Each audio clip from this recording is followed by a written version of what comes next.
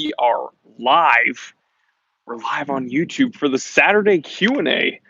Oh man, beautiful day. It's sunny, but still kind of brisk. It's not super duper warm out, but not too cold. And again, it's not gloomy like it usually is during our live stream. So let's go on and turn on the chat. Joseph Folk is here. What's going on, man? Whole lot to talk about today. Gonna wait until some more people show up, but dude, I saw um, I saw Hereditary for the first time. I saw that movie last night. Gotta tell you guys, who's seen Hereditary out there? It was on Amazon Prime. Uh, Scary movies don't bother me. This was the first scary movie that I saw that I was like, okay, hold on. This is a little bit, this is getting a little bit weird. Um, let's see, who's here? Omax, Paul, SG from the UK. Nearly 6 p.m. here. Well, thank you so much for joining us. It is actually quite early here. Nahem, LaVenture, Dean is here early. Mark Bronson, what's going on? Leighton, so glad I caught the live stream early this time. Heck yeah, you're here from the start. Stephen Elias, who knew that this was happening because he DM'd me on Instagram. He says, I'll see you soon. Cardiful Senpai, Retro Weld is here. What's going on, man? Juan Perez, Stephen Lowe, Just Me. Hey, what's up? Rennie from Holland. What's going on? Cowboy Swami, Austria in the house. Bermuda watches. Drew, dude. Everybody's here. Everyone's showing up. Tony from Yorkshire. Retro Weld says the toupee is looking dapper. I just had the toupee realigned this morning, and the beard toupee, so we're looking good to go, fresh and crispy. Squiggly Frank says, strong beard. Thank you, dude. Just got it reattached along with my toupee. Cardiful Senpai says, greetings from Iraq. What's going on, man? Squiggly Piggly says, London, hello. Targa, Jory, the man, the legend. Good day. Rennie says, I'm looking stylish. But yeah, guys, so Nom says, thoughts on the VC overseas line. I am obsessed with Vacheron Constantine. We'll talk about that in a second. Milcom the moderator says, hey everyone, checking in from the train, can't stay, so be good. It's cool. James K is here, so James K, you got to do double duty. I didn't ditch my clear glasses. I actually have a couple pair of Warby Parkers, so this is kind of like a, I don't know what you call it, turtle shell. Oh man, T3 took off his glasses. I have a glasses tan, by the way, guys. They're racing stripes. Deal with it. Sick. I think these are like tortoise shell, right? Is that what you guys call it? So out of the Holy Trinity, Vacheron Constantine seems to be the one that hasn't broken in the mainstream, and that's a good thing. That's a very, very good thing. You know, athletes, celebrities, the business powerhouses, it seems that they're drawn to the Patek Philippe Nautilus. That seems to be the one to get right now.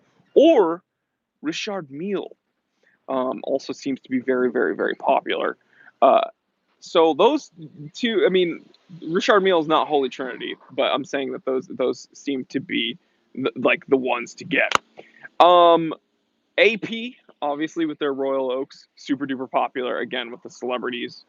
However, when we're looking at the watches that break into the mainstream, it seems to be Holy Trinity sports watches, right? AP Royal Oak, Patek Nautilus, the Vacheron Overseas, which is, you know, the Overseas is Vacheron's sport watch series, hasn't broken in mainstream. I think that's cool. I think we want it to stay undercover, and I think that it'll keep the Overseas nice, simple, classy, elegant. We don't need to see them flooded, which is a term for them being ruined with all the diamonds and gems. We don't need that. So the Vacheron, the two Overseas that I love right now are the new Ultra Slim that was released in Baselworld 2019, rose gold, blue dial, moon phase. That's the one to get. Also, the new Vacheron limited edition Overseas Everest, which is their answer to like the Rolex Explorer 2. I almost pointed to my wrist, but that's not the watch I'm wearing right now. The new Vacheron Overseas Everest is a limited edition overseas, has a matte, like navy blue dial matte, has a orange hands, AM, PM indicator, again, because this is to be worn in areas where the light is inconsistent. It stays bright for a long time. It stays dark for a long time. So it has an AM, PM indicator, has sub dial down by the 6 o'clock, I believe, which is, I believe, a calendar. And yeah, really, really, really, whew, we've got some tire screeches over there. So I think that that's a really cool watch. Comes on kind of an integrated sailcloth strap. People don't like integrated straps. I don't really like integrated straps. However, the Overseas has always been on an integrated bracelet strap system. So you're not going to be able to switch it. If you get that watch, you're not going to be able to switch it out with something else. It's going to have to be another, Vacheron strap, but that's fine.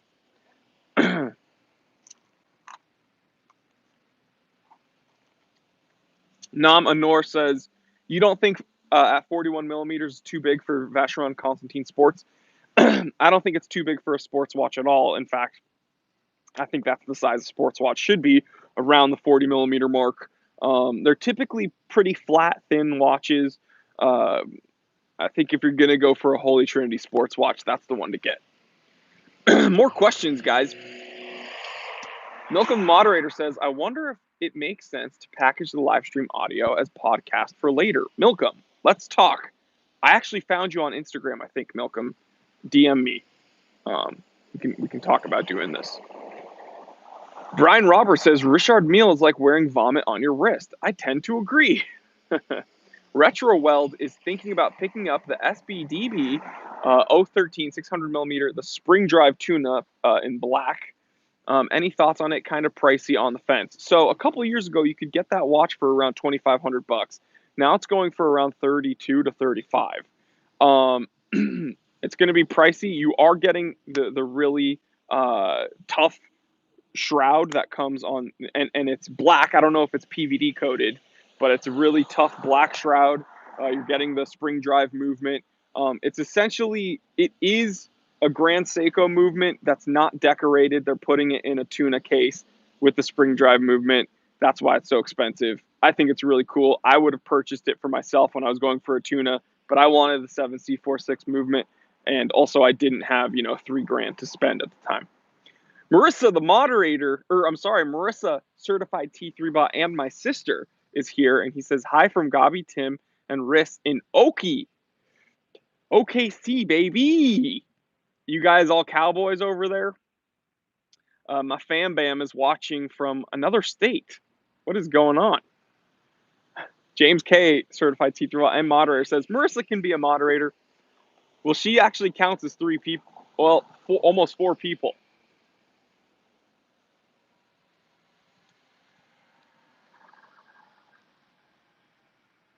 That's very special that they're watching me from Oklahoma. They're not responding, so I don't know if they're still here. Roar of the Tiger says, hey, Jory, good morning. Ciao, Munjoy, to you and your Vietnamese coffee. Joy oi! Joy oi!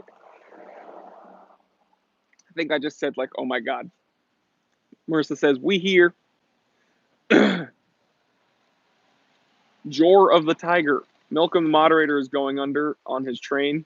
So we'll see you when you have better connection. All right, more questions, people. More questions. Maz Shah is rocking a no-date ceramic sub. We're at 99 people, so we're almost ready to do a wristwatch check. Because we do wristwatch checks at 100. We hit 100. All right, let's look at the watches we're wearing, guys. Which watches are you wearing? There's my car. All right. Today, I'm wearing my Seiko 6139 speed timer on a leather rally strap. So, guys, why am I wearing this watch today? Well, it's the 50th anniversary of the moon landing. And as many of you guys know, not only is this the first ever automatic chronograph, this was actually the first automatic chronograph worn in space. So, paying a little homage to the lunar missions here, because again, Colonel William Pogue famously wore a Seiko 6139 in space. So I figured it'd be very, very, very relevant. And I just got this rally strap, so I wanted to I wanted to wear it today. So, what are you guys wearing? Dean is wearing his brand new Oris, of course, a very cool watch. Bubba B Suno 36. I Ski a Little is wearing a SNK 809 on a bracelet. That's not a common combo, but I'm sure it looks pretty cool. Jason Greaves, is the Omega Speedy Pro the best chronograph ever? Hard to say. It's on my list of top 10 chronographs.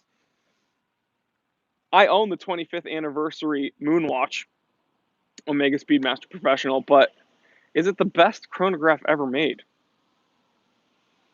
That's a good question. I don't know.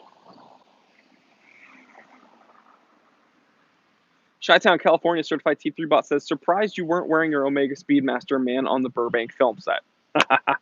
Yes, because the Earth is flat and we've never been to the moon. Why am I wearing this over my Speedmaster Moonwatch? Because this is I think this is more unique, and also, again, I just got this rally strap in yesterday, so I wanted to wear it, and I'm really excited. So I'm choosing to wear this one. Switch it up a bit. Everyone's wearing Speedmasters today. I'm gonna wear the Speed Timer. John Fry is here. What's going on, man?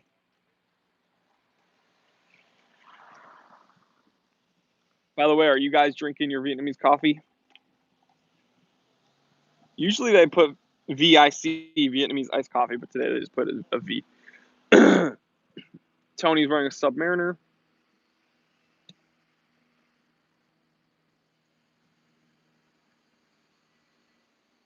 Eric Vasquez, do you like Dan Henry watches? No, I do not. I do not. Time Teller channel does not recommend Dan Henry watches. They're boring. Not a fan. That fellow there, certified T3 bot, says, Jory, some viewers have asked your opinion about Seiko 5 watches and Borealis. Well, I don't have any hands-on experience with Borealis watches yet. When we set up the P.O. box, maybe you guys can write to Borealis and let them know about my channel, have them send me some watches for review. We could do it that way.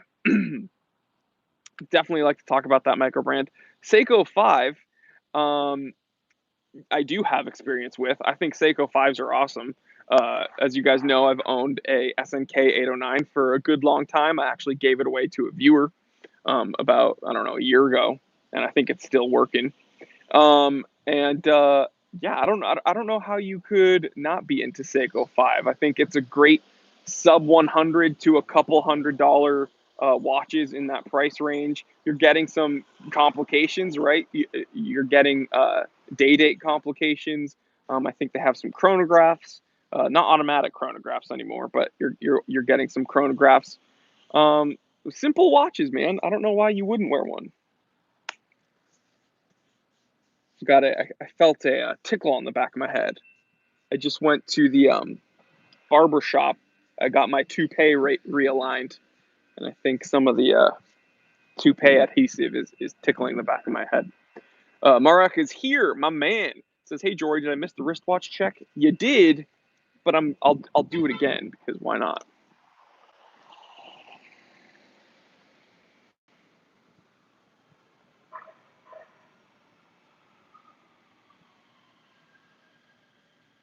I'm wearing the silver dial Seiko 6139 on this new rally strap that I really, really like. Super comfortable. I think it fits the watch perfectly. The finish is going to get a nice patina. It already has a bit of patina on it.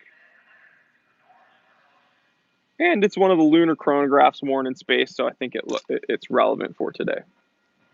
Cowboy Swami with the super chat. Super chats are always appreciated, guys. They're not expected, but I appreciate you supporting the channel. Says Rolex Deep Sea Dweller versus Seiko Marine Master 1000 meter. What you think? Well, between those watches, actually wouldn't get either of those. I would actually get the Spring Drive Tuna between those two. I wouldn't get the 1000. I'd get the 600 meter Marine Master Tuna with the Spring Drive movement. I think that's a better watch than both of those. William J says, if you like this, click the like. That would help me out a ton. SoCal Watch Review says, when are you starting your podcast? Oh man, that's something a lot of people have been asking me, and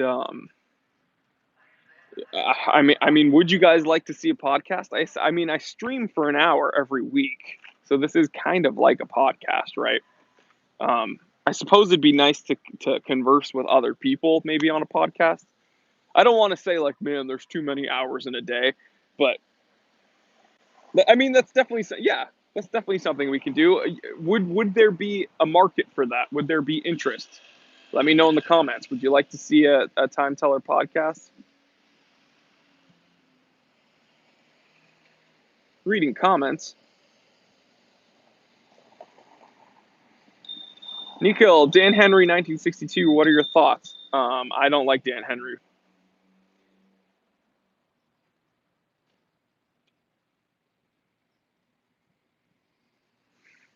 Fred T, that's a long, luxurious wrist check, seductive even. Eric Vasquez, have any experience with the Seiko Samurai? I do. I don't like it, not because it's a poorly made watch, just because it's not the aesthetic I like, right?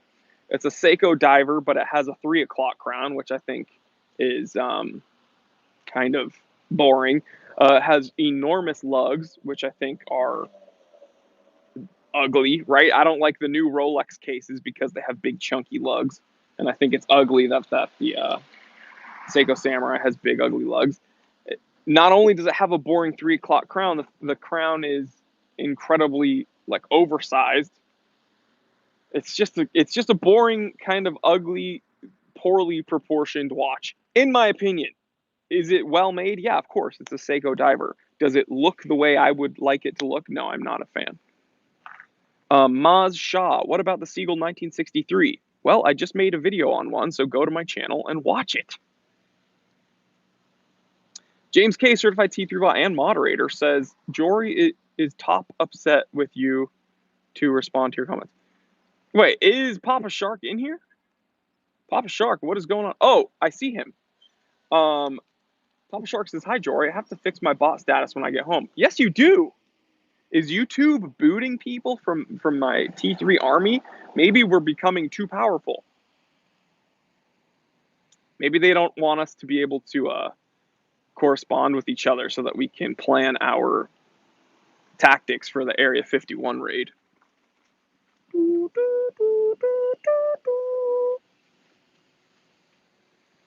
Grim Spence says, Spence G in the house. Ronin228 with the super chat. Again, thank you guys so much for supporting the channel. He says, is the Seiko Prospex LX series worth the huge money? I think so. It's not that Prospex is like so incredible, but they tend to spend a little bit more time on their Prospex series watches. They seem to have more water resistance. They seem to have more complications. Yeah, let me put it this way. I don't own any Prospex watches that I dislike. I think all the Prospex series watches that I own, I enjoy.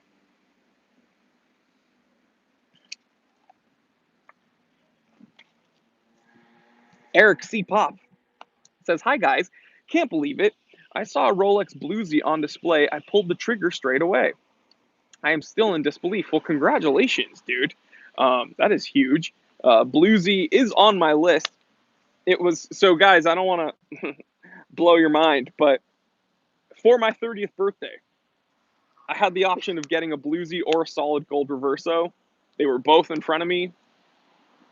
I pulled the trigger on the Reverso. Obviously, I'm not saying that the Reverso is a better watch, which it is. I'm just saying the Reverso has always been a grail of mine. And I already own a Submariner, so if I'm gonna get a precious metal watch, which I wanted for my 30th birthday, obviously I'm gonna kill two birds with one stone. Boom, um, solid gold and reverso. But the Bluesy Submariner is badass. So, Cowboy Swami with the super chat says, thoughts on the tuna not having a sapphire crystal? I think it's fine, dude. I'm a Hardlex lover. People don't give Hardlex enough credit. Do I prefer sapphire on my watches? Yeah, of course. I love sapphire. But do I also love Hardlex? Yeah. People act as if Hardlex is um, incredibly vulnerable, like mineral or plexi. I don't think, and guys, I own a lot of Seikos with a lot of Hardlex. I don't think I have a scratch on any of them, and I beat the crap out of my tuna and my SKX. So, yeah, I don't think it's an issue at all that the tuna has Hardlex. Also, there's something to be said that Hardlex is more uh, shatter resistant. So there's something to be said that potentially when you're at depth, something with more flex might be better for a dive watch. And there's arguments about this everywhere online, at every forum ever. They say, oh, Hardlex has a bit more flexibility than Sapphire. So when you're actually experiencing high pressures, the Hardlex will give a little more without shattering, whereas Sapphire, when it experiences higher pressures, tends to crack and shatter. Again, I don't think any of us will ever experience these high pressure situations. So I don't think it really matters. I think Sapphire and Hardlex are both fine. Eric says, I need to go, but I love your channel. Keep it up. Well, thank you so much for stopping by and enjoy your new bluesy. Kyle C says, favorite cheese. I really like Boursin, and I know that is kind of a cop out. It's kind of a supermarket cheese. But man, you give me some grapes, some pear slices, um, some cornichons, some pate, and some Boursin, and maybe a nice baguette, and I'm gonna go freaking crazy, dude. Turn on some Seinfeld. Woo, mama, Jory's about to have a night. Yep. Papa Shark says, don't you mods love spammers? I have the best moderators ever, so I'm not worried about it. Papa Shark, by the way, if you do visit me in SoCal, I will absolutely meet up with you. That's not even a question. Suthi says Cornwall, England. Alexander Krebs with a question I get all the time. I've actually made multiple episodes about this. He says, what do you think about Seiko's current politics trying to become a premium brand focusing on their higher tier watches? By the way, great beard. Well, thank you so much with the beard. It's fake. So is my hair. Seiko's not trying to be anything. Seiko's actually the only company that expands as much, or that, I shouldn't say expands, that spans the territory it does, right? There isn't another company in the world that makes sub $100 watches and high six-figure watches. It just doesn't exist. People forget that Seiko's been covering this ground for a very, very long time. With the resurgence of social media and the accessibility to marketing, people are now seeing more of Seiko's higher end stuff. It's not that it wasn't there before. For a very long time, Seiko's had Grand Seiko and Creator, right? Seiko was the first company to make a Japanese chronometer grade movement with the J14070 that I own. That's always been, a high end series. Creator's been around. They've, of course, yes, within the past couple decades, say like these high end companies have really pushed it, but Seiko Epson Corporation has been spanning immense coverage for a very long time, so they're not trying anything new, and I think people are rightly kind of concerned when they sense change. But what I want to tell you is Seiko is not turning their backs on their bread and butter. Their bread and butter is the more affordable market. Their bread and butter is the $1,000 range and below. Guys, I know I missed a super chat. I'm answering this question right now. They understand their bread and butter is the more consumer friendly price range, but they also have these higher end watches. Another thing I'll tell you is that in late 2018, Grand Seiko branched off a lot more from Seiko, and they have given Grand Seiko a lot more independence when it comes to running themselves as a company. So don't worry, it's not that Seiko's spreading themselves thin. Grand Seiko has their own leadership. Seiko Epson also owns Orient, as some people have been asking. They do own Orient, so there's options out there. Don't worry about it. Okay, guys, now everybody's upset about the super chat. I'm going to get the super chat. Don't worry. John Fry says, tired of black bays, but the new two-tones look good. And Eric C. Pop with the super chat. Thank you so much, Eric, and congratulations on your new bluesy. Tudor black bays aren't bad watches, man. They're just boring watches. So I don't care which color. They could make a purple and yellow one. Louisiana. They could make a purple yellow colorway. It still wouldn't be interesting to me. It's still like it. I mean, come on. Them changing color. It's nothing special. I'm sick of the Tudor black bay. I don't like any of them.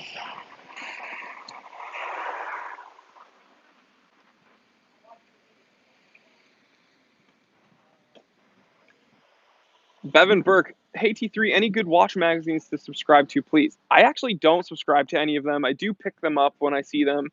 It's my mom actually, when she, is passing by a newsstand, she'll actually get me the nice watch magazines, and I read them, to stay aware in the watch world. But I actually don't subscribe to any watch magazines currently.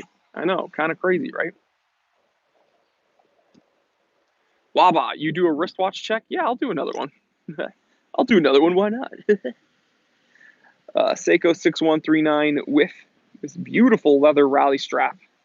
Very period correct.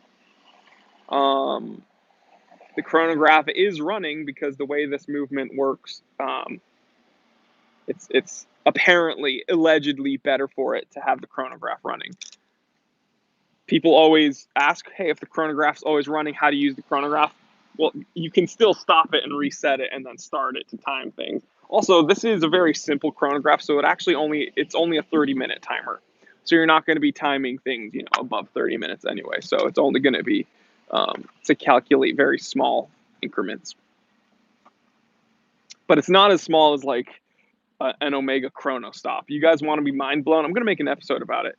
Omega made a chronograph in their premium line called the Omega Chrono Stop, and it was only a 60-second timer. It was literally a stopwatch. Didn't have a sub dial. Yeah, crazy. It was literally for incredibly short increments. Like you couldn't even time cooking with it because it was literally a 60-second stopwatch. Guys, let me know in the comments, what would you use that chrono stop for, by the way? Chi-Town, California, certified T3 bot. Jory, are you ever concerned about finding someone to service your Pogue? No, I'm not, because I have faith and I understand that if something happens to it, I will be able to figure it out and find someone to do it. It doesn't keep me up at night. This is Taco, I'm sorry for you. Nicole, Rado Captain Cook as a Submariner alternative? I don't think so. I'm not a big Rado fan. I don't think those two watches are in the same league at all, but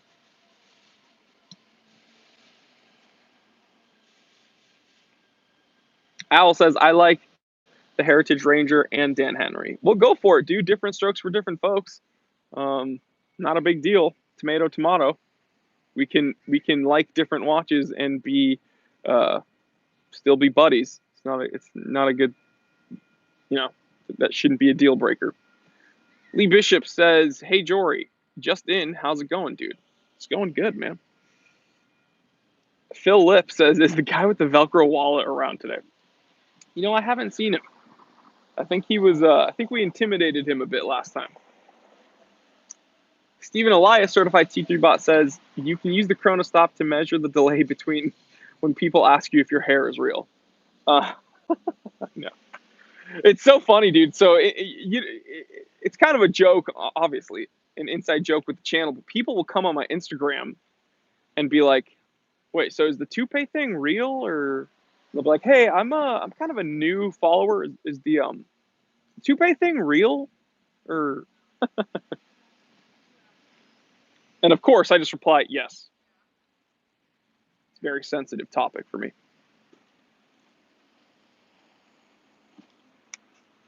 Chi-Town, California, certified T3 bot says, what drives me nuts is Swatch Group watches feel intentionally nerfed so they don't cannibalize other watches. Well, that's the um, product cannibalization. I actually mentioned defined, excuse me, product cannibalization. I actually defined in an episode on this channel. This is a phenomenon where companies that have a plethora of products have to kind of sandbag or hold certain ones back so as not to limit the sales of another product, one of their higher tier products or one of their, premium products. We see this a lot when we're looking at brands that have a lot of products, like car companies, right? GM was having the same issue. They spread themselves too thin. They had too many companies under their umbrella. These companies were making very redundant cars, the same types of cars with this based on the same chassis. Ford had the same problem, with Mercury, Lincoln, and Ford. All these cars built on the same chassis. The only real difference is the emblem on the grill. So again, they have to try to mitigate product cannibalization so that their sales of their better cars don't hinder.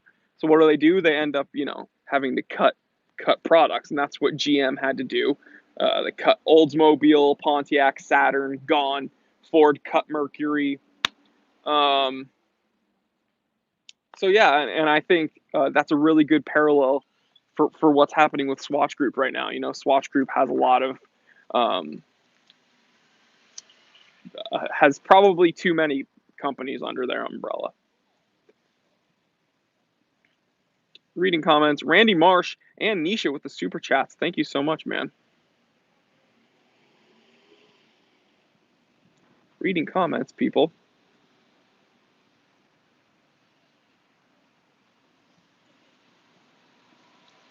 Dolan says Tudor broke off to sell people who could not afford Rolex. Just save your money up and buy a Rolex. Well, I kind of made an episode saying that in not so many words. Mrs. Taco says your Warby Parker glasses have no prescription. Exactly. Guys, I don't need them to see. But what I will tell you, speaking of Swatch Group again,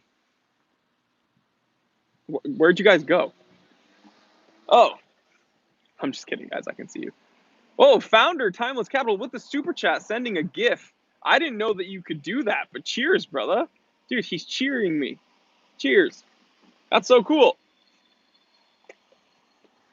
That's the first time I've seen that on YouTube. I didn't know you guys could send GIFs like that. Time for a coffee. Well, thank you so much, man. Mountaineer Standard Time says Mountain Standard Time. You're probably a mountaineer if that's your name. Says Jory, you need a Cartier Santos 100 would fit you perfectly. I think it's a beautiful watch. I would love a Santos. And I agree, it does fit me well. Chi-Town, California, certified T3 bot with a really good question. Do you have any favorite colognes? I do. One of my favorite is the Giorgio, the Acqua di Gio. I don't know if you guys have Acqua di Gio from incredibly good. And again, the only reason I picked these out initially was because Connie thought they smelled good, and ends up they do smell really good. So Acqua di Gio. Also, Mont Blanc has a few different ones, but the Mont Blanc Spirit with the white bottle. So the white bottle of Mont Blanc is really, really good. And also one that I'm wearing today, not to brag, is Cartier. Cartier now has a few different, I almost said flavors. Don't taste them, guys. A few different scents. I forgot exactly which one is mine, but yeah, Connie got me some Cartier colognes, and they smell so good. So my three favorites right now: Mont Blanc, Cartier, and Aqua di Gio. So uh, yeah, maybe I'll make an episode about that because I get questions about that also. Um, but yeah, kind of random. Great question. Those are my favorite. Some people from London. Um, Ryan Thompson says, "Wow, London." Geezer from London. Thanks for joining in, bro.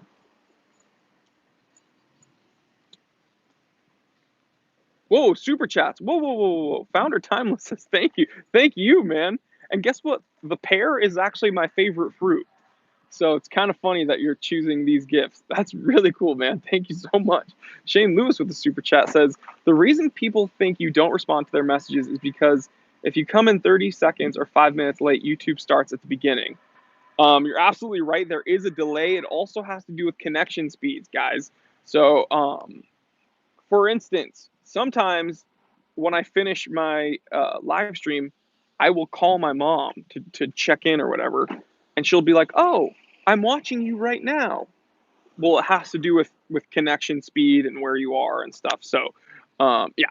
So it's not that I'm ignoring you guys. Sometimes there's a bit of a delay.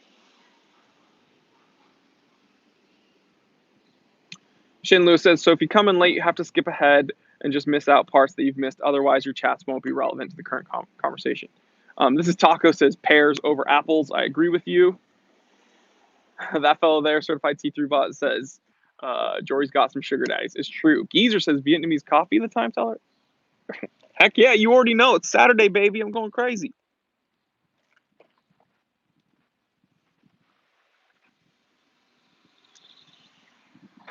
Papa Shark says, Papa Shark says, "Hi, Jory's mom. You raised an epic boy." Well, thank you. I'm sure she appreciates that. I appreciate that. So thank you.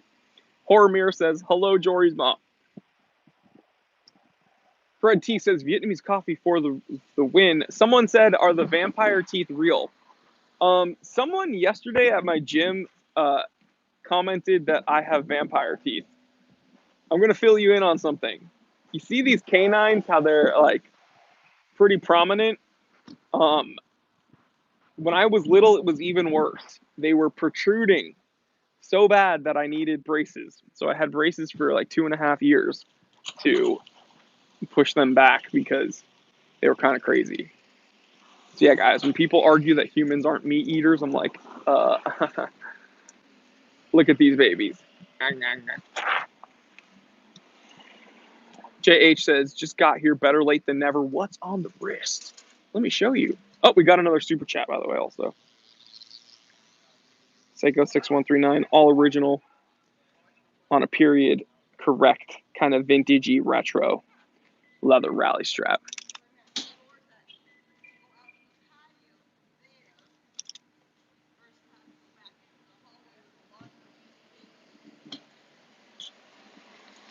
Reading questions.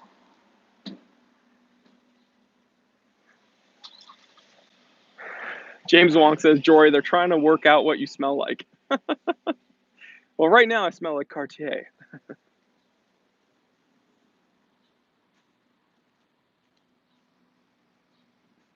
Smells like Mont Blanc Spirit.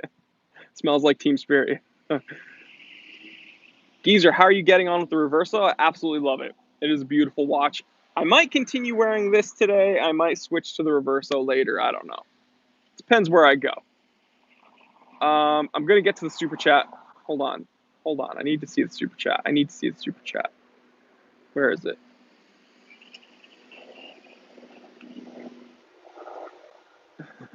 Thank you. George Smith from Alaska says, "What do you think of tritium and ball watches? Do you think brands like Omega will utilize um, it one day?" So do I think Omega's going to use tritium? Probably not. I don't foresee them using it again.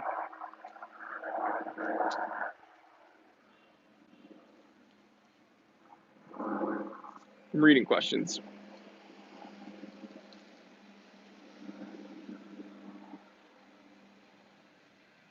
Chi-Town, California, what's the best watch for dabbing? Probably one with a decent amount of weight to it, like a Seiko Tuna, so you can really pick up the momentum. This video is going to be demonetized because I dabbed 3 times in a row. Marek says, I'm thinking of flying to Utah to pick up a Longa in person. Shipping a watch that valuable by a private seller scares me. Crazy or crazy safe? Well, dude, everybody has that gut instinct. I would go with your gut. Yeah. Papa Shark says, I unsubscribed per dab. So you unsubscribed 3 times. Okay, Marek, here's what I think. Everyone has a gut instinct. By the way, some dude in an Audi A4 just passed me by, and he was pounding a tall boy of C4. That guy knows what's up. Stay caffeinated, people. Okay, go with your gut. If you don't really trust, if you're kind of wigged out by this, I would just fly over. That being said, I had my solid gold Reverso shipped to me from Italy. So you flying to Utah from New England, or it being shipped to you from Utah to New England, I don't think it's going to be that bad. But Bubba B says, don't go alone, possible trap. Yeah, that's another thing you got to consider. Is like, because if you go there and you're exchanging money and then the deal goes bad, I don't think that's going to happen. But if you're wigged out and you don't want it to get messed up via shipping, then yeah, pick it up. Me personally, I would pay for insurance and just have it shipped to me. Although it would have been a fun episode to fly to Italy to pick up my Reverso, but you know. This taco, any gold watch, preferably iced, is good for dabbing. Yeah, because gold has that weight to it, so I agree.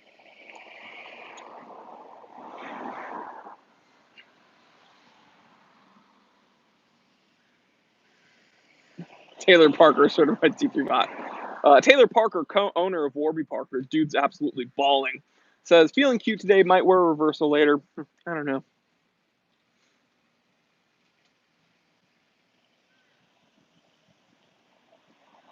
Justin Hill says, hey, Jay, good. Got any recommendations for a matte alligator strap under 400? It's funny, when I think of matte leather, I think of Crown and Buckle Black Label straps. They're not alligator though. That's very specific and is a difficult recommendation off the top of my head. I don't know about matte alligator, but if you want matte leather, I would check out Crown and Buckle Black Label because in some of their seasons they have it. Guys, in the comment section below, if you know of one, help them out. And if anybody's watching this while it was pre-recorded, like if you're watching this later, if you know, leave it in the comment section also.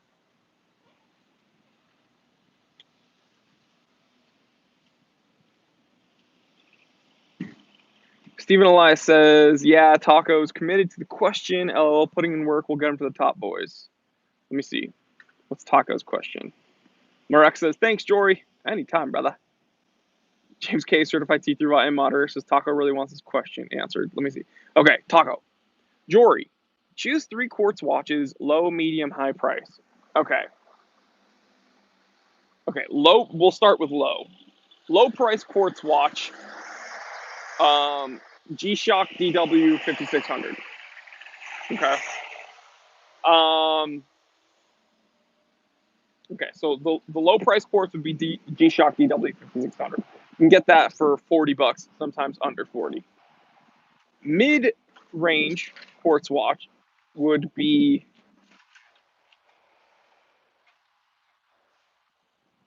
oh man, because the mid and the high are it's gonna be a difficult distinction. Mid range quartz.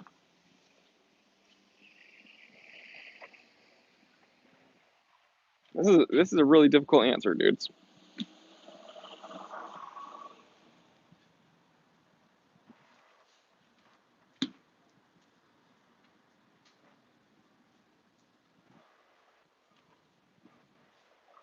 Okay, I know what I'm gonna do.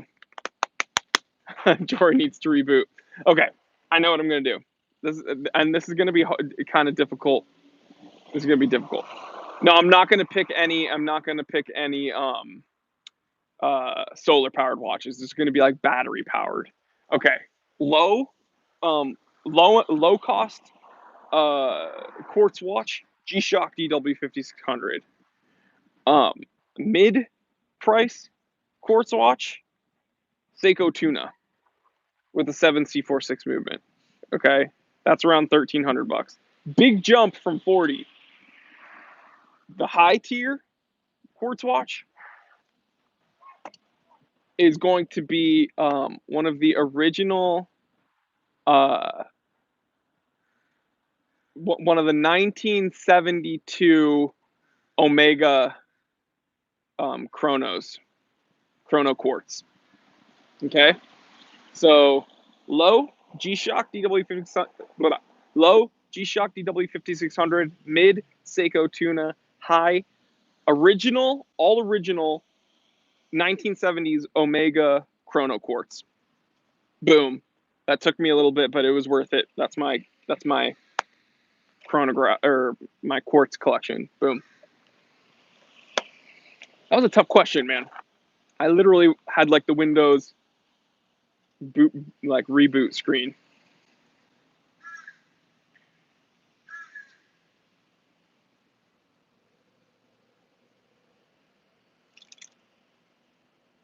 Jory needs a reboot. No Tom Ford watches, guys.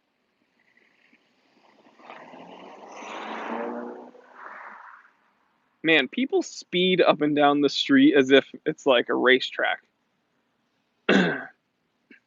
I'm getting old. I'm complaining on the live stream about these dang kids are driving their hot rods too fast around these streets. Chi-Town, California says, Jory, what's the first watch you would buy in Japan? Creeder Aichi2.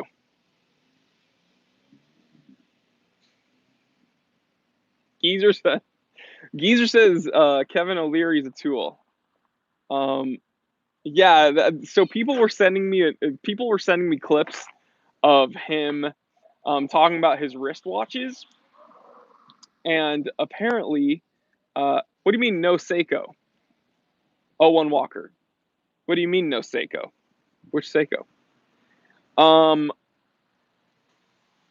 I picked a Seiko for my quartz collection because I said tuna, and then when people asked me which watch I would buy in Japan, I said Creeder H2. Creeder is owned by Seiko. Creeder is the highest tier of Seiko watch because it has a spring drive and everything. What was I saying? I was saying something. I already forgot what I was saying. Taco says the Chrono Quartz is fire. Yeah, that is a really cool watch.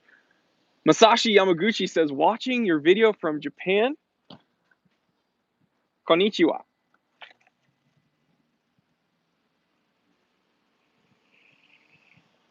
It is the S tier. Oh, Kevin O'Leary. So some people were sending me. So he's the guy from Shark Tank. He's Mr. Wonderful. Hilarious character, hilarious personality. I'm not going to argue with his business acumen. Does he know the most about watches? Probably not, but I mean, it's fine. You don't need to be a watch expert to enjoy watches. Like, I'm no expert. I enjoy watches. I misspeak all the time, and believe me, people know about it. There's Reddit threads based upon me. People complaining that they don't like what I say. Whatever. People were sending me clips of Mr. O'Leary talking about like his watch collection, and he referred to his he referred to the Jubilee bracelet on one of his Rolexes as like a Genevieve bracelet or something. He said a really weird name that sounds like Jubilee, but it wasn't Jubilee. And you can chalk that up to him just misspeaking. That's not, I'm not going to be like, oh, the Julius. Thank you.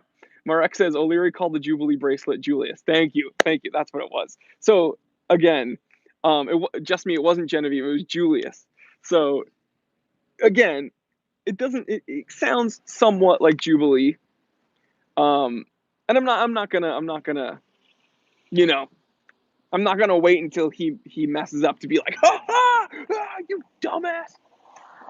But it is funny how he made a point to talk about his watches, and then he totally butchered the name of a very common type of bracelet.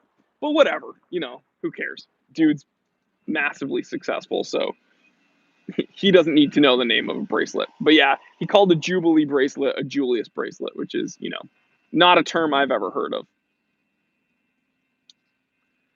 Helgato 19 says, thoughts on John Mayer watch collection. So John Mayer, I don't covet his collection like a lot of Hodinkee fanboys do, where, John Mayer is the end all be all of watch collecting. But there are some watches in his collection that I think are really cool. Predominantly the 1985 solid gold Daytona that he has. Really, really, really cool. That's one watch that sticks out to me that I'm like, dang. And I think he's got a few mill subs. His mill subs are really, really cool. Laszlo says Jory Goodman, more like Jory Godman. Hey man, good in the words of Kanye West, good would have been God, except I added more O's. Money baby. Good would have been God, except I added more O's. Jory Godman. Jack Neal says, hey man, good to be back in NH. Stand up. Dude. Oh, good to be back. NH stand up. Sorry. Yeah, because I was going to be like, unfortunately, I'm not in New Hampshire right now. Which area in New Hampshire? Shout out to my New Hampshire brethren. Southern New Hampshire in the house. Granite State. Live free or die. Boom, baby.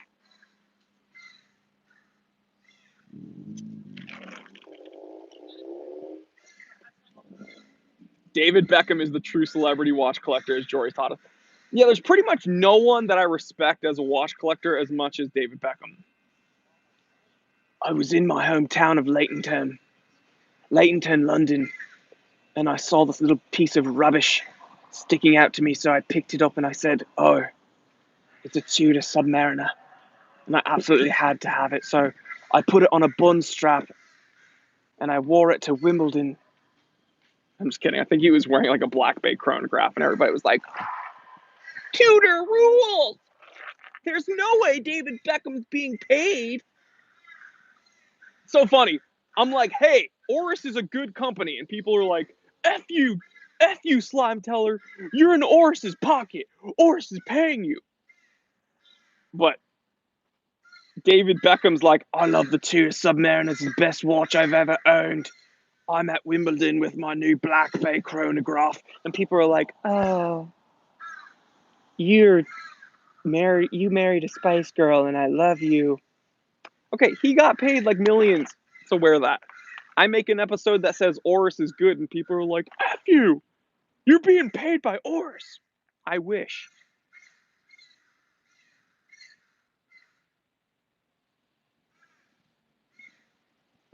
David Beckham and his Tudors. Oh, Jaffrey. Amherst is the place to be. A-Town, baby. Souhegan Sabres.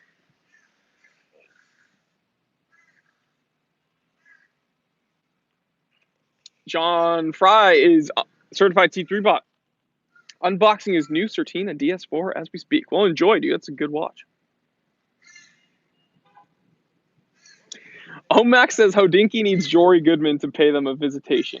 Hey, man, everybody, I'm going to post a picture on Instagram. Everyone tag Hodinkee. Put me on their radar and say, hey, Time Teller's coming for you. Retrowell says, how's the workout diet going? I'm just getting started. Well, congratulations on making a change. Just keep it going. It can be a grind sometime, but it's worth it.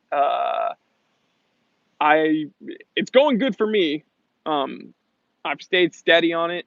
Uh, let's see what like I'm still pretty much carb cycling like I was before. I'm calculating my overall calorie intake. I'm not doing, strict keto. I'm not doing if it fits your macros because honestly, the number one and guys, I'm no expert. Okay, I'm just speaking as someone that has recently like I've now lost over 50 pounds in like around 6 months. So just in my experience, the number one like indicator if you're going to lose weight or not is calories in versus calories out. So obviously, pay attention to your caloric intake and your how much you exercise, how active you are. But also, what you put in your body affects how well you're going to perform throughout the day and how you're going to feel, right? So let's say you eat 2,000 calories a day. If you're going to eat, 2,000 calories worth of cake and like fried food, probably not going to feel as great as someone who has a more balanced diet. That's all I'm saying. But I'm the, I'm no expert. I'm just speaking of someone um, that's been you know, doing it for a little while recently. Also, I just want to make it clear this is kind of like I don't know a pride thing, not to like I don't know why I'm gonna feel the need to say this. I'm not this like the gym isn't a new thing for me. So before I recently decided to cut weight, I still went to the gym every day. My goals were just very different. I was competitively powerlifting from late teens to late 20s. I made a deal with myself that in like midway through age 29, I would cut the weight because I didn't want to enter my like actual adulthood as a heavyweight. So that time came. I was 6 months away from my 30th birthday, and I said I got to get below 230, or I said I got to hit 230 by my 30th birthday. Ended up hitting 226. So yeah, again, it's not that making weight or calculating my diet or going to the gym was new to me. I was training very competitively for decades before that. It's just my goals shifted. And again, I'm very, very thankful that I could bring you guys along on this journey. Taco says, are you going to still be into powerlifting as you keep losing weight? Yeah, of course. I'm not going to stop lifting. I still lift, 5 days out of the week, and I'm doing jujitsu 3 days out of the week. So there's no way I'm going to slow down. You can still train intensely. You just have to you also just have to be very aware of your goals. O1 Walker says, congrats. Thank you so much. Retro Wealth says, that's awesome. Thank you so much. Pound it. Chi-Town, California certified T3 bot said, good move to lower the weight, Jory. Your knees and back will thank you. Yeah, I just got kind of bored of like being out of breath when I went to go tie my shoes. Bubba B says, Ben Clymer and T3 conversation. Dude, I'd be down. I'm kind of a handsomer version of him, though. I mean, we're both kind of nerdy Jewish guys that like watches, that wear glasses and have beards. So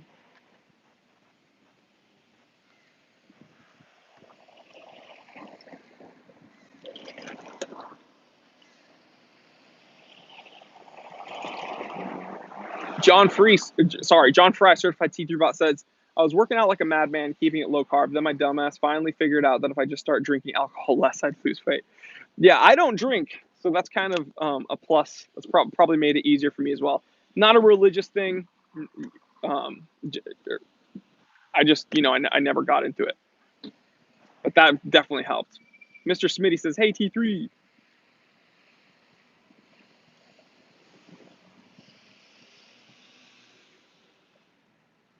Reading comments.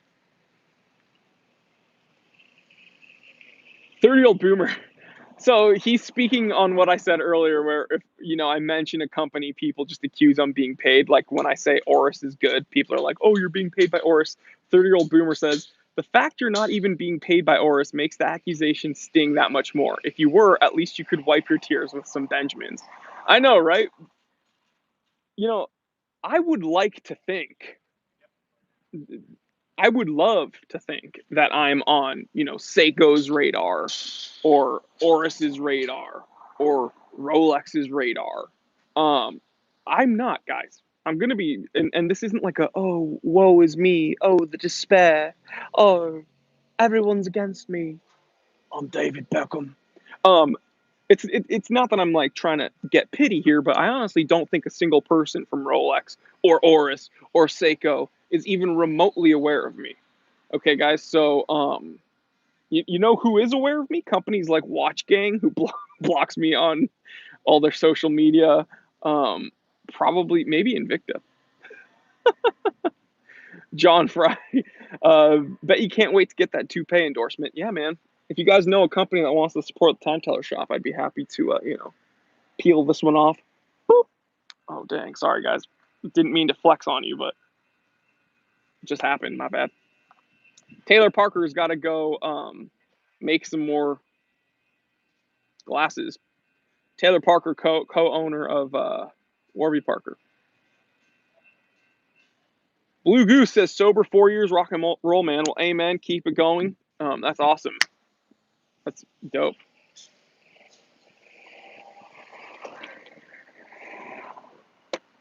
Just Me with a very good question says thoughts on the new Vet.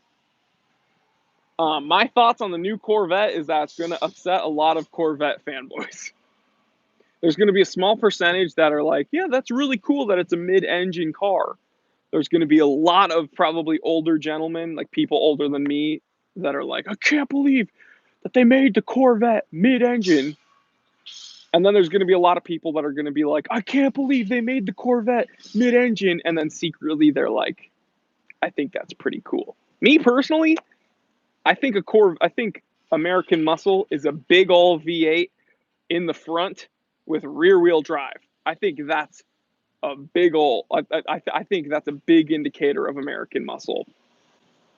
The fact that they put a mid-engine in a Corvette, I think, is a very obvious move that they're trying to compete with some of these.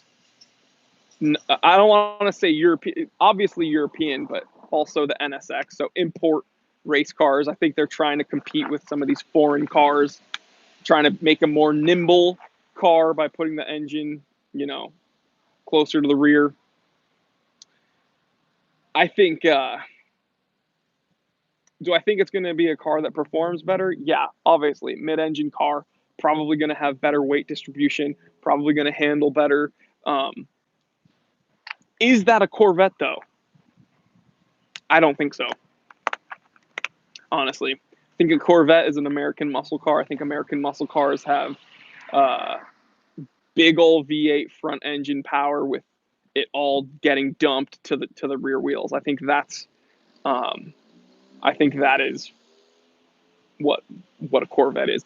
Kind of the same thing. Like if they put the engine in the front of a 911, like that wouldn't. That's not really a 911, right? Everyone's like, oh, 911. The first thing you think about when you think of a 911 is oh, the engine's in the rear. Let me move because the sun's in my eyes. So I think it's kind of silly that they're trying to put the engine in the back of a Corvette. I think it's dumb. I think it's going to be a really cool car, but I don't think I'd call it a Corvette. I think what they should have done is just called it a totally different kind of car.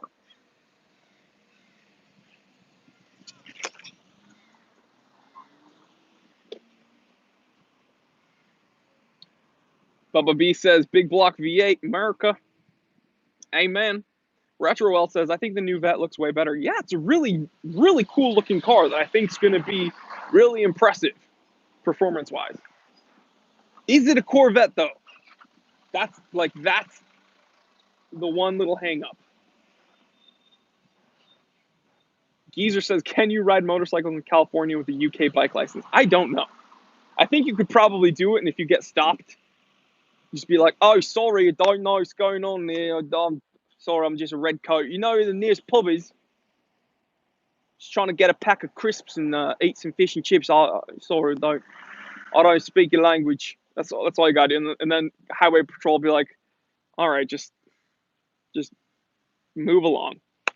So just make sure you're riding on the correct side of the street. But if you get pulled over again, just speak really quickly. No, sorry there, Bobby. Didn't know what's going on. I'm just here on a little vacay on the holiday, trying to see what's going on, trying to get a bit of grub, yeah. That's what you're trying to do. Trying to see if my boy David Beckham's here. Trying to see if I can find the nearest Tudor boutique. I need to get a new Tudor Submariner. It's the most beautiful bit of rubbish I've ever worn on my wrist. It's just calling out my name. Do you know where the nearest Tudor boutique is? Literally want to throw my money away.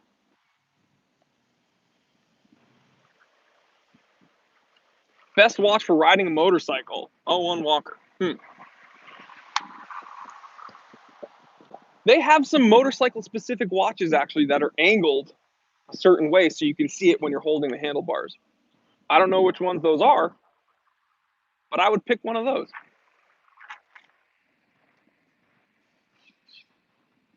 Again, I don't ride a motorcycle. I would love to ride a motorcycle. I would love either a Harley Fat Boy or a Hayabusa. Dang. Shifting into second gear on that bad boy. I actually have ridden, I rode my friend's Kawasaki Ninja, and that was a really good time because, let's see, I was 24 years old. I told myself I'm going to get it out of my system. I'm going to ride his bike. I'm going to, tell myself I've ridden a motorcycle, gotten it out of my system. Always wanted a motorcycle. Incredibly dangerous here in LA. So yeah, but I would love a Harley Fat Boy. Would you split lanes on the 405? I'd split lanes on the 405. I would not split lanes on the 110. 110 gets very sketchy. Geezer says, I can totally see you riding a Harley 48. Yeah, dude, I think I could. Lee Bishop says, crushing the accent as always, Jor. Thank you so much. Yeah, dude, I'd love a V-Rod. I go through phases, right? I like the Fat Boys and the V-Rods, but then sometimes I see a newer Sportster and I'm like, dang, those Sportsters look pretty bad. And then I'll see a Hayabusa and I'll be like, dang, dude, Hayabusa's ripped, guys. Vince Goodrum in the building. What's going on, man? How you doing? Modern says the 110 is population control. Dude, I love the 110 when you're driving in a car. 110 is nice and windy and fun, and it can be very fast if there's no traffic. But I don't know if I'd split, for that same reason, I don't know if I'd split lanes on a bike on the 110. That would be a little bit sketch. Sakari with the super chat, thank you so much, says, citing advice for rectangle watch. I know I like 44 millimeters in round watches, but I have no idea what that translates to in rectangle. So the biggest measurement you need to pay attention to when it comes to rectangle and square watches is the lug to lug. Pay attention to the lug to lug because that's going to be the most pronounced measurement when it comes to how it looks on your wrist, right? The width that's not really a concern. You got to pay attention to how long the watch is. So pay attention to lug to lug. Again, I might be kind of the wrong guy to talk about because I'm a big dude. I have 7.5-inch wrists and I wear, 32 millimeter Rolex bubble backs. What I will say is the lug to lug on my Reverso is a little bit above 38 millimeters, and I wear that all day long and I absolutely love it. But again, I wear 32 millimeter 2940s all day long. I don't know if I'm the right guy to talk to about like what watches would look. But what I will tell you is overall diameter isn't as important as lug to lug, probably. Retroweld with super chats. Thank you so much, man.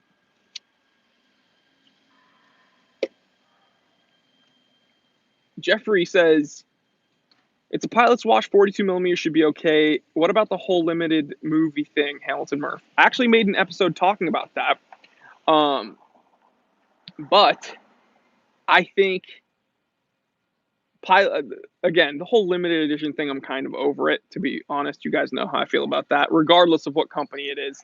The Vacheron Overseas Everest that I'm in love with, that's limited. I think that's dumb. Again, I don't have the money to buy that right now anyway, though, so it doesn't really matter.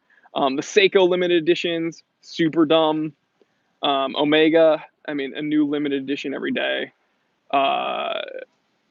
Hamilton doing the limited edition for the Murph. Again, I didn't even see the movie Interstellar, so I don't really care. But when it comes to the size of the watch, yeah, I think Pilot's watches should be oversized. Pilot's watches are supposed to be big and very, very legible. Sorry about the sun, guys. Let's move. Let's move. Let's move. Let's move to the shade. Oh, there's some tobacco. Hey, guys, there's tobacco and marijuana on the table right now. I don't even know if I can show you because this video will get shut down, but someone was clearly rolling a blunt on the table.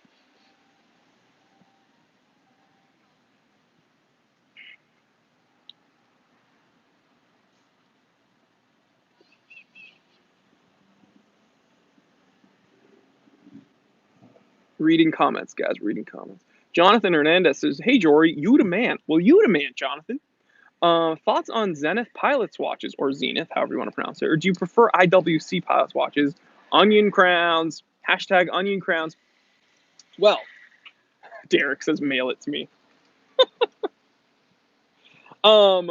So, I think I would rather, okay, Zenith for the chronographs versus, here's what I would go. I would go Zenith chronographs, IWC Pilots watches. And I know IWC makes chronographs as well. Here's what I would do. I would actually get the Spitfire in bronze, which also was a limited edition. I know that's kind of dumb. I would get the IWC Spitfire in bronze for my Pilot's watch, and I would get an El Primero for my chronograph. Maybe even the Open Heart. I think that's cool. Jeffrey says, thanks, T3, for your views. Watching South Africa. I said South Korea. I'm so sorry. South Africa, and it's cold there. Well, it's actually nice and sunny here. But stay warm, brother. Parallel Parker. Warby Parker. Hey, wait. Parallel Parker? Maybe they're related. We should ask if they want to sponsor me.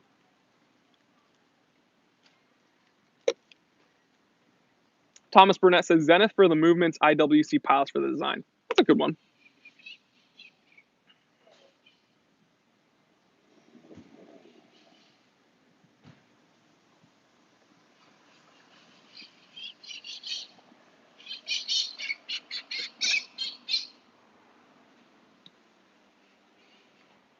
Reading comments, guys. Reading comments. Reading comments.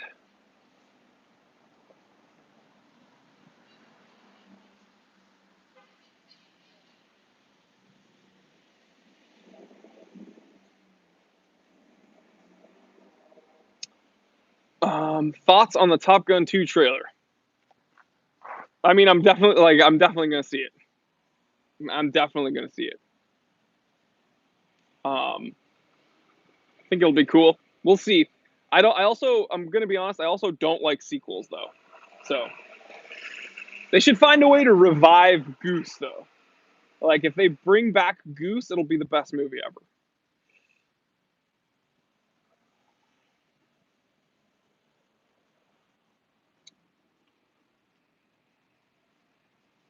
Stephen Lowe says, gonna hit the sack 2 a.m. here in Kuala Lumpur. Well, have a good one. Good night. Get some rest. Thank you for joining in.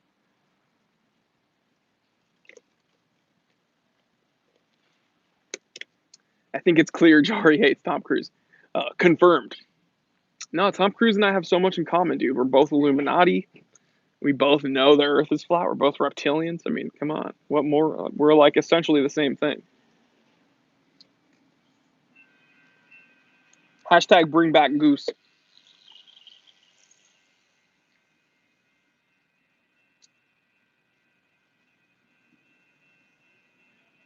Vince says, hey, TT, almost forgot to ask. I got in a bag of broken Seikos and Timex pieces. All screw up to where I have to put new movements. You think that would decrease the value too much? Honestly, I don't think so, and here's why. If the watches are already so messed up that they need new movements, you're probably not going to get as much money for them.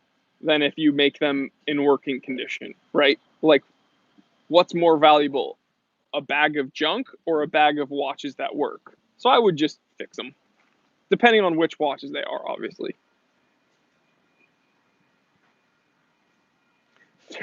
30-year-old boomer. That would explain why we never see you and Tom Cruise in the same room at the same time.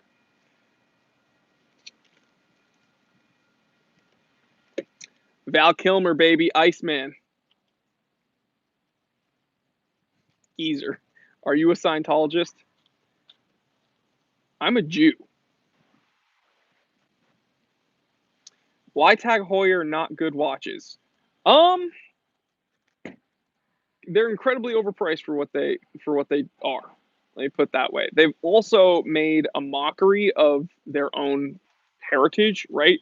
Them re-releasing watches under the names of really cool watches, like their Octavia isograph that has nothing to do with the original Octavias, their Carreras that have nothing to do with their original Carreras. The only watch that they've really stayed true to is their Monaco. The Tag Heuer Monaco is somewhat, similar to the original Heuer Monaco. So, yeah, I think that's fine. That's it. So people ask me, would I ever buy a tag? The only tag Heuer I would buy right now is a Monaco, and not the new 1990s re-release. Vince, I will get a PO box, bro. Don't worry.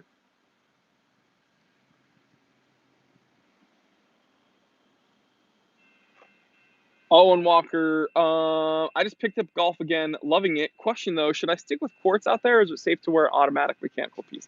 I don't think there's enough. If you're using, okay, I'm not a golf, I'm no Tiger Woods, but if you're using a proper club, nowadays they dissipate shock pretty well. I think a mechanical watch should be fine. Um, I,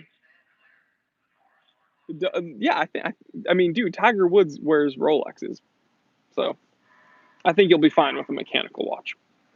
There's not a whole lot of shock involved. Stats go. Man, do you use any products on your leather straps for protection, waterproofing? I don't. I don't use any protective products on my leather straps. I like when they build up a patina. I don't really, if the strap gets messed up, I just change it out.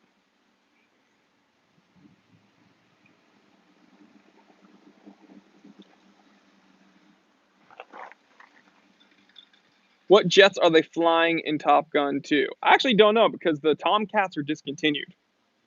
So, what are they going to do? Are they going to be flying Hornets or I don't know.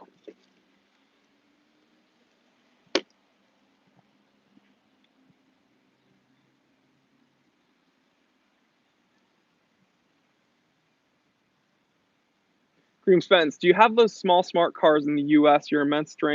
With your immense strength, if you took the floor, could you probably stand up in it? We do have some smart cars there. We also have those little Fiats. I don't know why anybody gets those cars, except for the fact that you can parallel park probably pretty easy. I hate those little cars.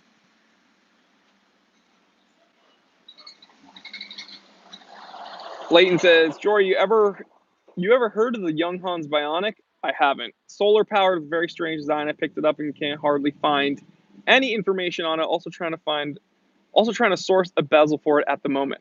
Man, I will try to help you. I don't know anything about that watch. D Chu, what's going on, man?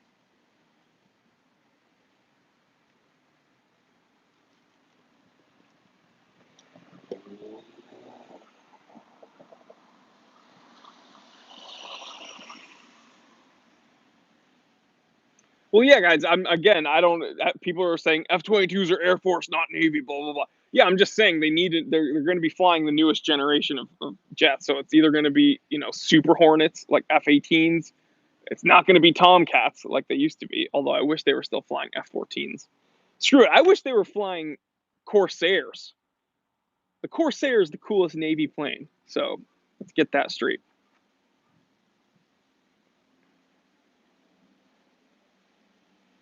Underground Hip Hop says, chin whiskers on point, my guy. Well, thank you, dude. Just got them lined up, staying crispy.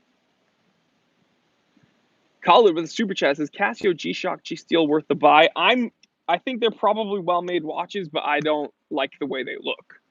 So are they worth the money build-wise? Probably, yeah. They're well-made. They're G-Shocks. Casio has pretty good quality control. You don't hear very many huge problems.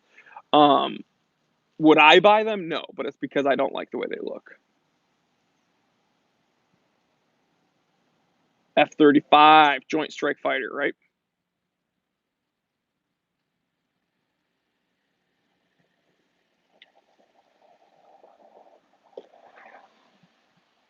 Yeah, Mountain Standard Time says trailers clearly show the F-18. Yeah, it's probably going to be Hornets.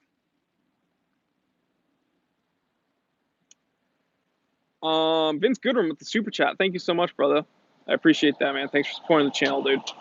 Dima says, how out-fashioned are Panerai Radimir's? Okay, I've never liked them because they don't look like dive watches. Or I should say they don't look like Panerai dive watches.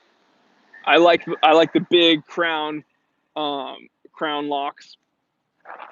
I don't like them. I don't like them. So JG says hit the likes, people.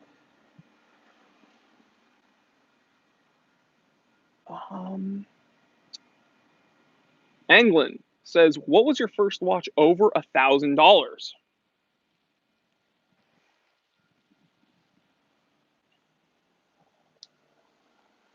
First watch over $1,000 was my Rolex 1500. Yeah. I think my Rolex Date 1500 was the first watch I ever purchased for over $1,000. Jonathan Hernandez, best sports watch under $1,000.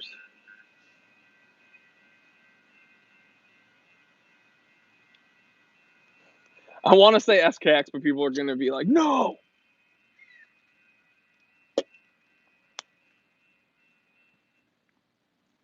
Dude, you really can't beat an SKX. I'm going to say SKX. And if you want something a little bit fancier, then go Baby Tuna. Chi-Town, California, certified T3 bot says, love your Date 1500, Jordog. Thank you so much. I love it as well. Dima says, aw, dang. Those big crown locks are what I really don't like in the Luminors. Figured Radio Mirror would wear smaller too. Yeah, I just don't like them. If you're gonna get a Panerai, you gotta get the big crown locks. So, Modern Regiment says, wearing my 031, I agree, biased. Yeah, we're probably a little biased. It's okay. That fellow there, certified T3 bot. Jory, thoughts on the Bell and Ross divers? I think I'm not a huge Bell and Ross diver guy, although their pilot instrument series is pretty cool.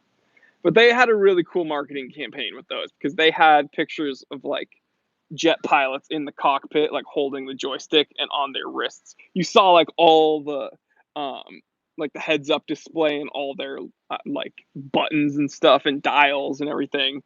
And then you see like that square pilot instrument on their wrist. That was a really cool marketing campaign. So ever since I saw that, I was like, dang, those are some pretty cool watches. So Bell and Ross divers, not a huge fan, but those pilot instruments are very cool. I'd get the one in olive drab. Retro Wild, thoughts on the SRP 637 Baby Tuna? Great watch. The colorway I like is the 641. SRP 641. That's the one to get, in my opinion.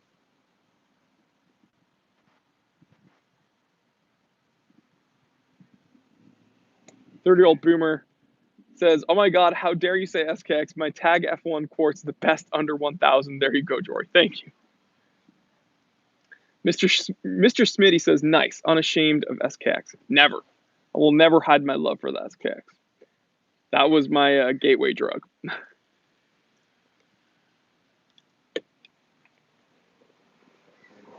John Fry, certified C3 bot. Well, first of all, JS Bling was asking about the Hamilton Pan Europe. Yeah, it's a cool watch, man. Very, very sporty. Cushion case, really cool, retro, tough. Can't go wrong with a hammy. John Fry, certified T3 bot, says, Jory, got any thoughts on your next watch purchase? About once every minute. Okay, I think about a new watch that I want. Oh yeah, gotta crack my neck. I rolled with my instructor yesterday. Dude's been doing jiu-jitsu for like 14 years. He's multiple black belts. He got me in an Ezekiel choke, and under my beard, I can feel a welt right here. And I am so sore. But we went the full round. I survived.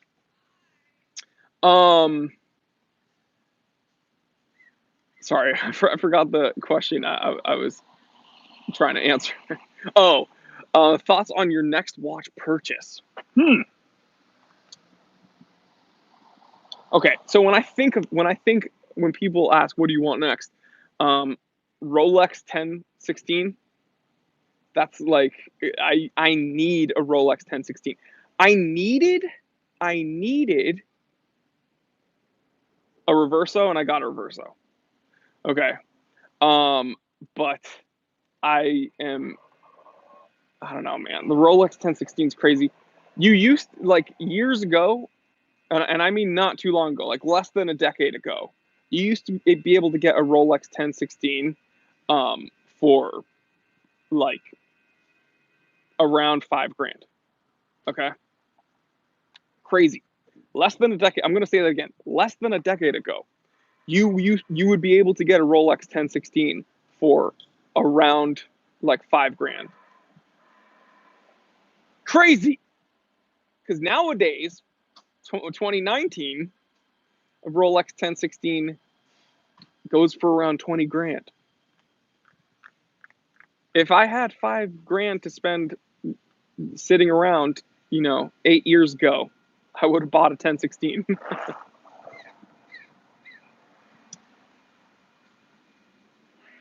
This is Taco. Have a good one, man.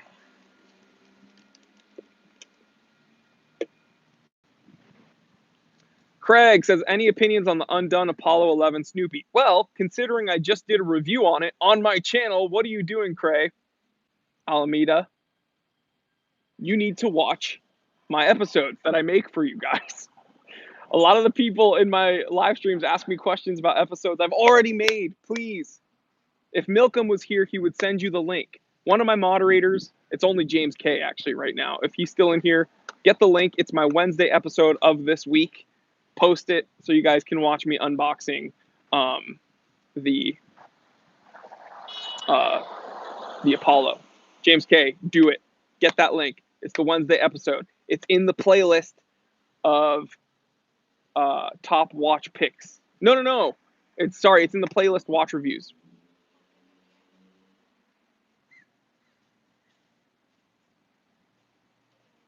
Vacheron Constantine is here. Love your company, guys. I don't think it's the actual company, but glad to see Vacheron in the chat.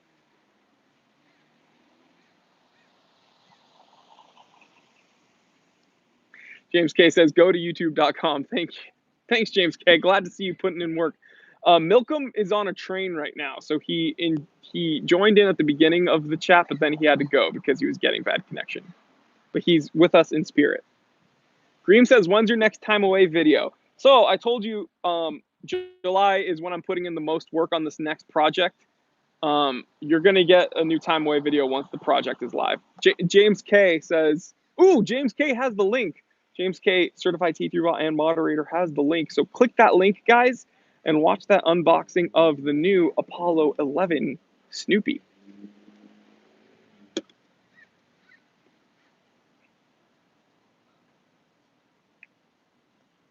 People are asking if I'm a flat earther. No, I'm not a flat earther. And yes, we did go to the moon. But I have some, you guys know, I'm super duper famous. I'm like really connected. I'm an influencer. I'm just like really, really like influential and smart. So the people I talk to, these really high upper echelon people, you guys wouldn't understand. I don't want to like blow your mind, scare you guys, whatever, Area 51 stuff. The moon is flat. So the Earth isn't flat. We did go to the moon, but like between you and me, the moon is flat. So, you know, and that's where all the Jews live because I'm from there.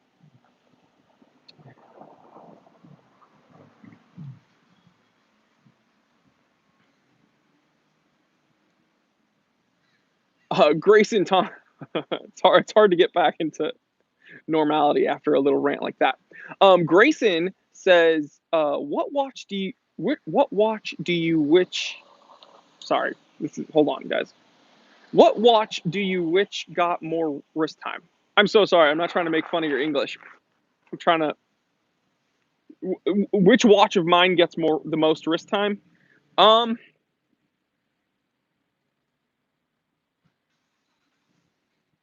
honestly, my Explorer 2 gets a lot. It gets a lot of wrist time because it's very tough and not to like got a big old truck taking that turn very, very fast. I'm an old man. I'm like concerned about how people are driving. Um, my Explorer 2 gets a lot of wrist time because it's not that I'm careless with it. I just know that it's an easy watch to wear that is tough enough to kind of do whatever I need it to do. So John Fry, certified T3 bot, says, "Sweet, then all the good delis are on the moon." You know, we got Cantors up there, we got Cats, Delicatessen. Oh man, you want a good Reuben? We got Reubens. You want some challah? We got some challah. You want some black and white cookies, some egg creams? Go there, get a little nosh, have a good time, relax. I had my bar mitzvah on the moon.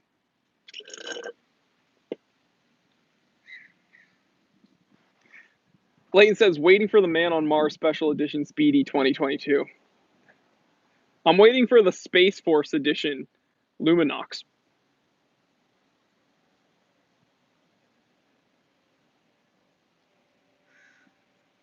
Chi-Town.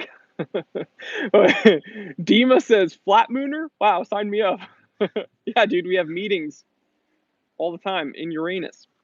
Chi-Town, California, certified T3 bot says, "Jory's just saying we went to the moon because of his reptile responsibilities." Anglin says, "Thoughts on the Seagull 1963?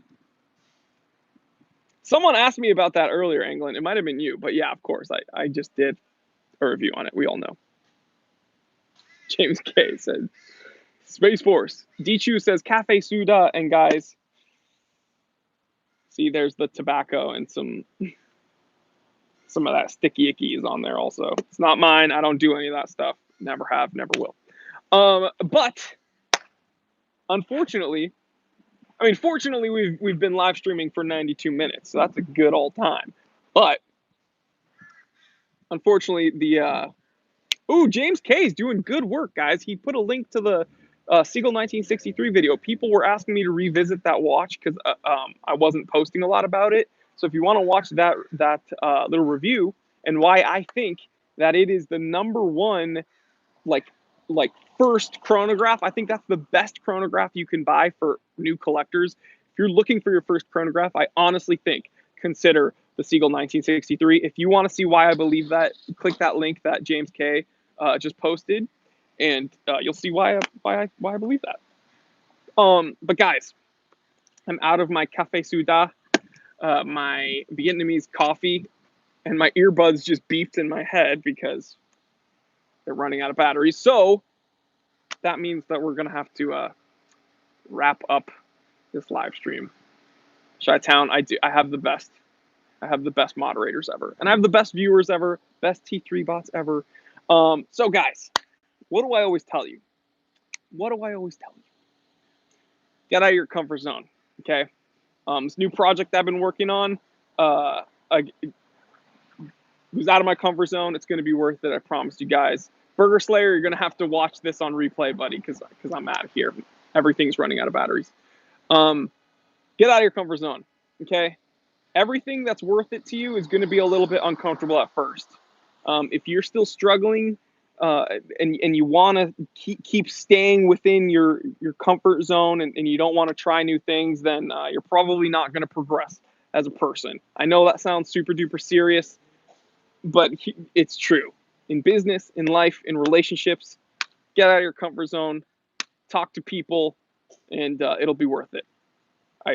I promise. Okay. So number one, get out of your comfort zone. Yelling into a camera in public was initially very uncomfortable. Starting a YouTube channel just to be judged and have really mean hate mail written to me on like a daily basis, that was kind of uncomfortable. But guess what? The pros outweigh the cons because there's 118 of my best friends here hanging out with me talking about watches and life and funny stuff. And the good outweighs the bad. So you guys rock and you outweigh all the stupid idiots that show up and try to cause problems. So get out of your comfort zone. All right, that's number one. Number two, tell someone you love them. You shouldn't have to go a moment without telling someone you love them. Super duper important, guys. I'm not kidding. Sounds kind of woo woo, but seriously, I'm going to start it off. I love you guys, each and every one of you. Thank you so much for hanging out with me for 2 years. Channel is 2 years old. We just broke past 74,000 subscribers, I think. Never thought that it would get here. So thank you guys. Thank you so much. And yeah, love you guys. You guys don't have to support my channel. You guys don't have to spend 96 minutes with me on your Saturday or Sunday or whatever day it is, but you do, and you make it all worth it. I look forward to these live streams every week, every single week. Okay? You guys rock, and I love you for it. Thanks for changing my life. Thanks for giving me some more purpose, some more responsibility, and some more friends. Seriously, you guys aren't my fans. You are my friends, and I honestly mean that. So thank you guys. I'm Jory Goodman, the time teller. Always remember, I didn't invent time. I just tell it. All right, guys, be safe, be happy, stay blessed. I love you.